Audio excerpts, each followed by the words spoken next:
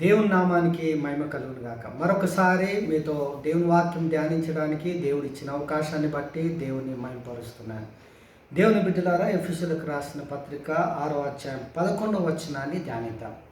మీరు అపవాది తంత్రములను ఎదిరించుటకు శక్తిమంతులగునట్లు దేవుడిచ్చు సర్వాంగ కవచమును ధరించుకుని. దేవుని బిడ్డలారా, సాతానుడు తంత్రగొండి అని మనం మర్చిపోకూడదు. వాడు అనేకమైన తంత్రముల చేత విశ్వాసులను పడద్రోయాలని ప్రయత్నం చేస్తూ ఉన్నాడు. బైబిల్ సెలవిస్తూ ఉంది, ఎవరిని మృగుదునా అని సాతాను అటు ఇటు తిరుగుతూ ఉన్నాడు, ఎదురు చూస్తూ ఉన్నాడు. అవకాశం కొరకు వాడు ఎదురు చూస్తూ ఉన్నాడు. కాబట్టి దేవుని బిడ్డలారా, మనము దానిని జయించడానికి, సాతాను యొక్క తంత్రములను, కుయుక్తులను జయించడానికి దేవుడిచ్చు సర్వాంగ కవచమును ధరించుకోవాలి. దేవుని కవచం, దేవుని సర్వాంగ కవచం ధరించుకోకపోతే మనము కాపాడబడలేము.